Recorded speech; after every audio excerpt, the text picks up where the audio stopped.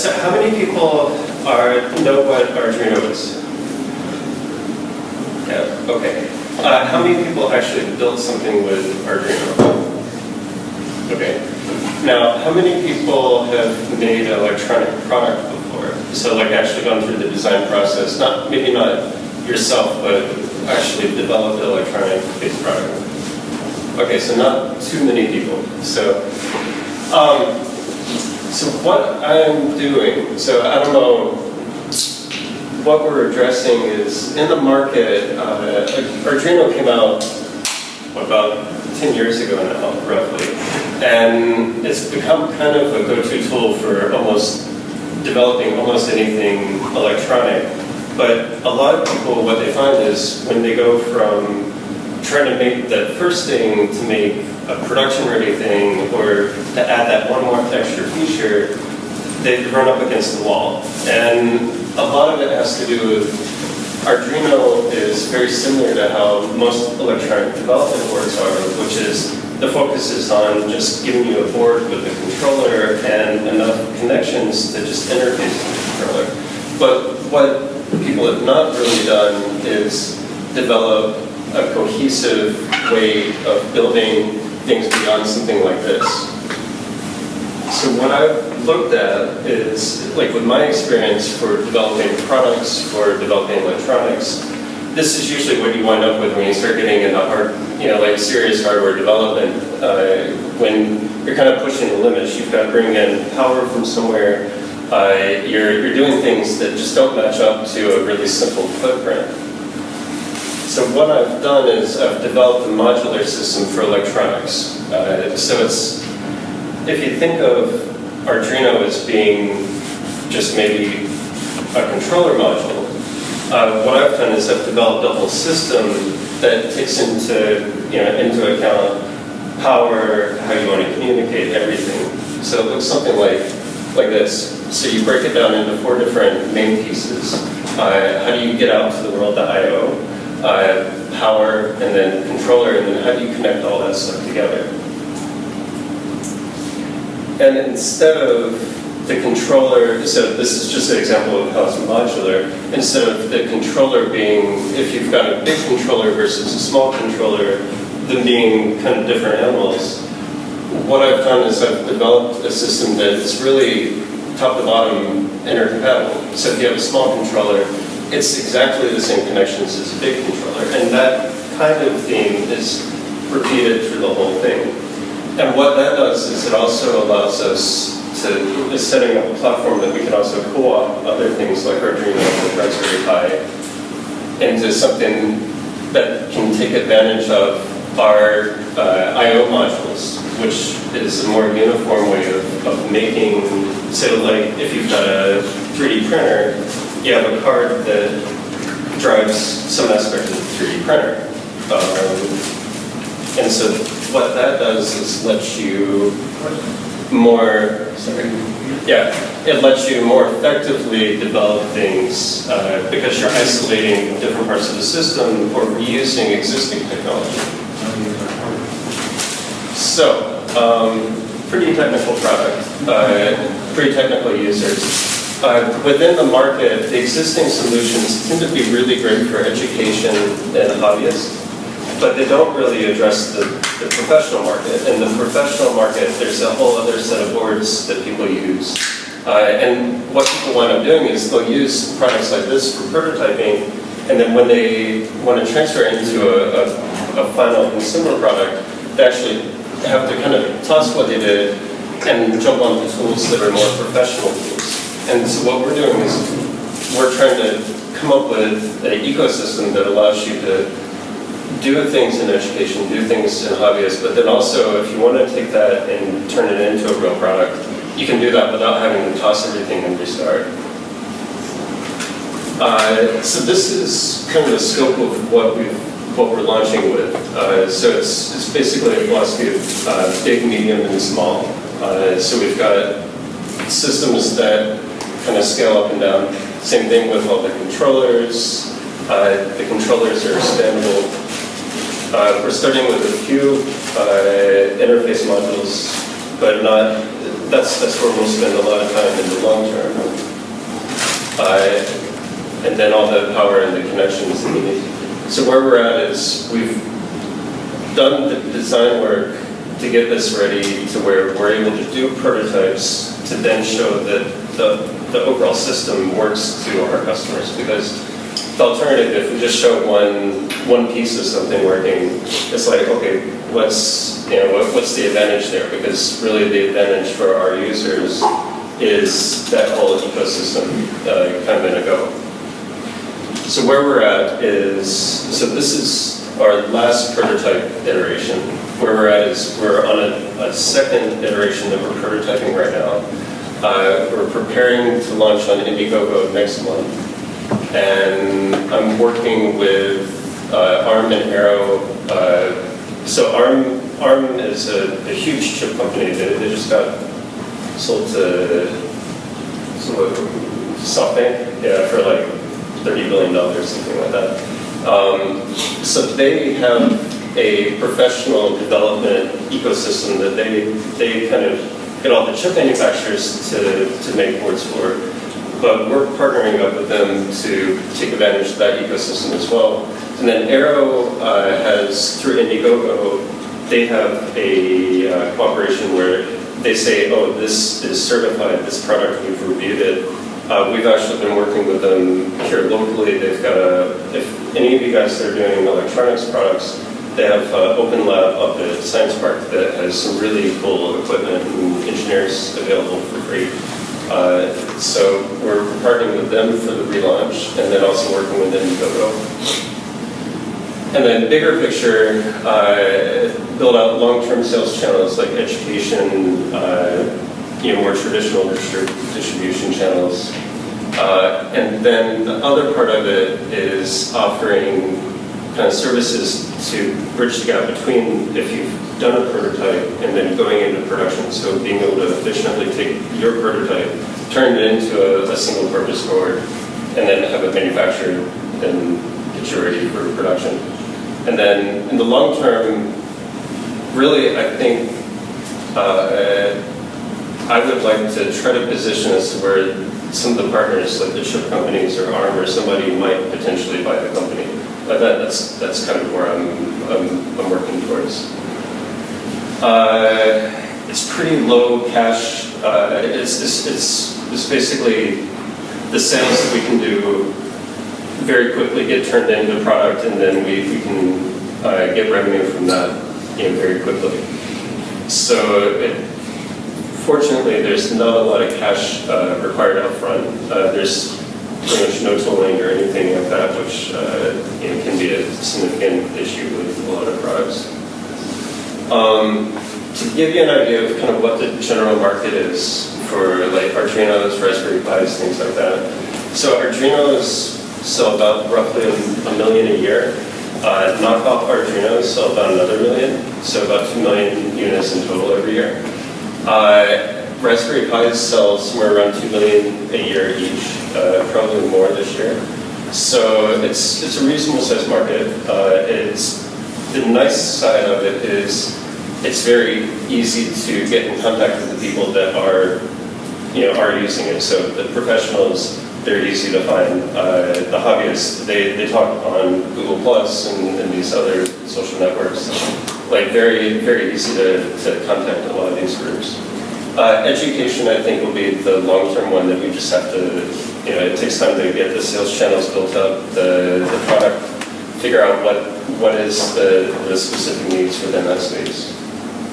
And then other than launching, so we're launching next month. We're looking to raise another round. We already started it, and we're raising up to about 250K, which would just give us operational capital. It's not necessarily like critical as long as we can get the sales started, but I would like to have it in hand to where we don't need to worry about like basically getting cash coming in and then having it go right back out. And to give you a little bit of my background, so this is just kind of a standard pitch deck that I usually would be meeting with an investor or whatever. My background, I came out of kind of robotics, biomedical engineering. I did consumer products since about 2000, did software development, a little bit of everything.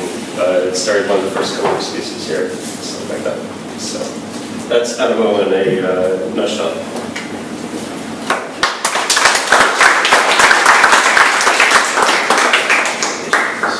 Hey John, so we were using Raspberry Pi and Arduino as proxy for what scales you might expect. Would everybody who buys a Raspberry Pi also buy yours? Would they buy it in place of a Raspberry Pi? So one opportunity that we'll test with when we do the launch for crowdfunding this time is potentially one way that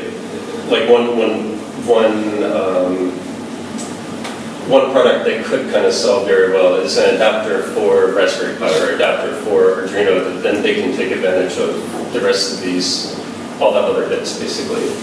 So it's kind of, so it could be a replacement, but it could be an enhancement. Exactly. So I've kind of designed just enough to where there's some interesting bits for everybody, and then we can see where we get the interest and then follow that.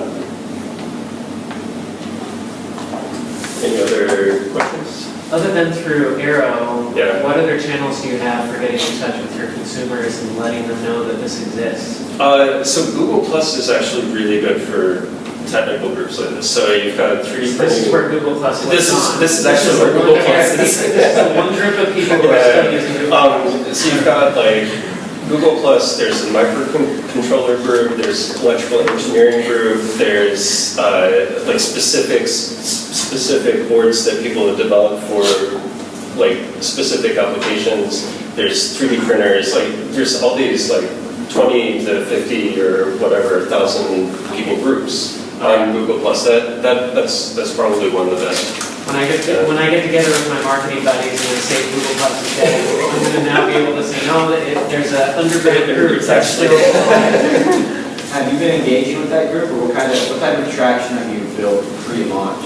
So what I've been doing, so actually back in September I did a kind of an initial crowdfunding campaign to kind of just lob something over the wall and see what the reaction was, because the market's crowded enough to where you really have to, like, there's a lot of little projects people are doing that are independent projects, so there's a lot of things. And for September, the direction that I was looking at that point was actually more something that would be specifically more for like 3D printing, laser cutters, things like that. So it's like very focused on industrial automation and robots. And the feedback that I got from like people interacting with that was, oh, well, this would be great for sensors, or like actually they were seeing a bigger scope than I had really thought of, and it makes a lot of sense, to make something. It's basically a toolbox that is much easier to access for more general purpose things is what the feedback was, and so that was really good. I needed to get to where it was a big enough scope where I really needed to kind of get a lot of it flushed out and then come back to the community, which is kind of the point where I'm at right now, because it's kind of one of those. It's a lot of really, really, like, in concept you think that it might work this way, but until you kind of connected all the dots, you really don't know how feasible it is to do certain things. And so I had to really just go back for a couple months and just like dig through all these, like really detailed design stuff to understand what we really had to work with. And then now I can go back to everybody and say, okay, here's, like, we can share the fundamentals of it very openly, and then we can say, hey, we're ready to ship this. And from what kind of in the market, anytime new stuff like this comes out, it gets at least enough people to get things rolling usually, and especially with Arrow helping with marketing, I think we'll get a pretty good launch. So a couple of Hackaday and Timby. Yeah, so I think there's definitely some big marketplaces out there that are pretty well established, and I'd probably say 20 competitors. Yeah. And you look at, there's Edison and there's kind of the bigger guys, and then I feel like every electronic engineer is like, holy crap, I've had this problem, I'm gonna solve it, and they can do it in their lab, and they're like, I've got this thing, and it solves these issues, and it's producible, right? So it's kind of a low barrier. So I think the real key is the market, right? And education, it's really about the curriculum, right? If you're gonna hit education, you've really got to know what, is it the US market, is it the EU market? And that's why I'm kind of like, I know it's probably something really good. Yeah. I'm not going to take any time digging into it until I have the proper time and resources to do that, because I know it's, you need to have the sales channels, you need to have the time to actually develop the curriculum and the hardware that supports it. You need to have time to talk to everybody to understand what that needs to be in the first place. So We've got the guy. Yeah. Who can really give you the answers significantly. So that can give you a big competitive advantage. If it's production, which is where I think a lot of folks that are trying to compete in that are really going, it's tough to make, we've seen a number of these, and it gets tough when, because it's always going to be cheaper to manufacture once you redesign it for your manufacturing partners, right? And so, what is the number? Is it 500? Is it 1,000? Well, is it 1,500? but so actually, I didn't really mention this. So kind of one of the longer term things that we're going to be doing, because part of having things so kind of systematic.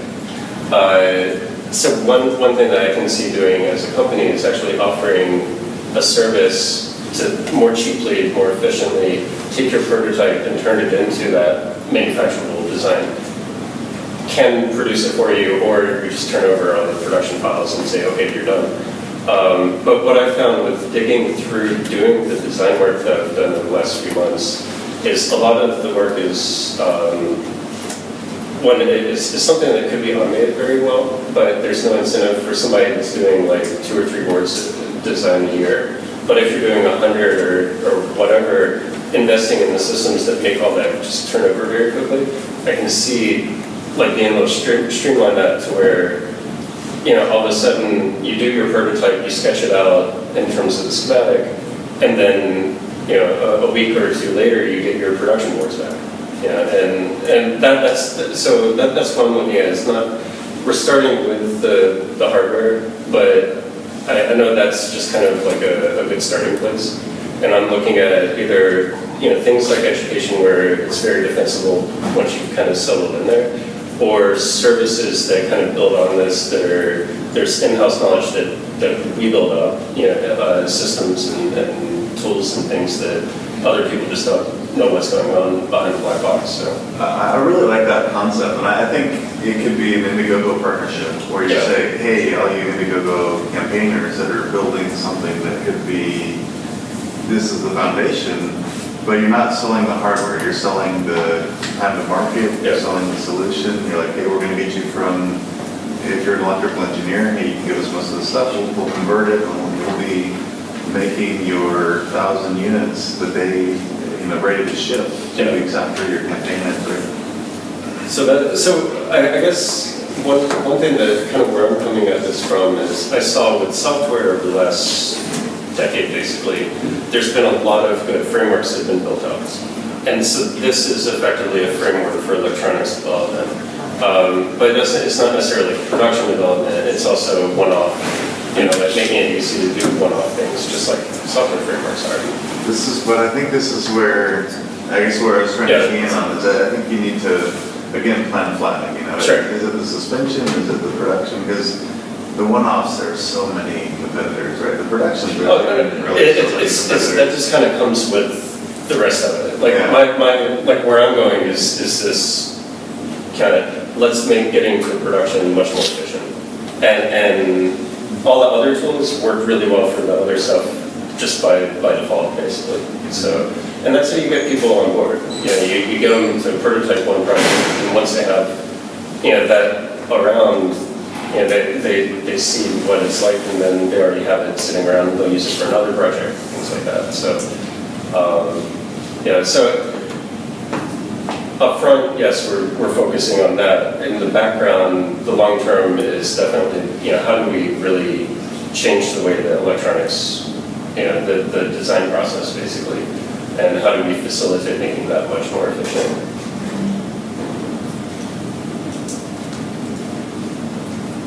So, any other questions?